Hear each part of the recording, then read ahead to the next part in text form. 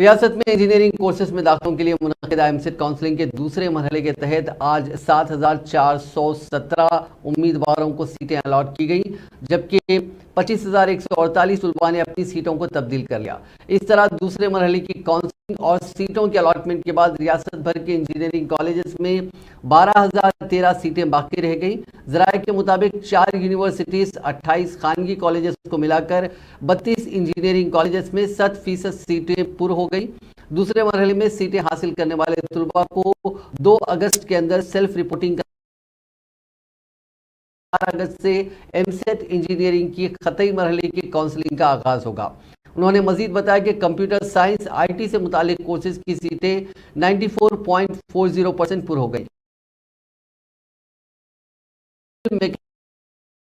43% اور دیگر engineering courses کے 60% سیٹیں پر ہو گئی ہیں۔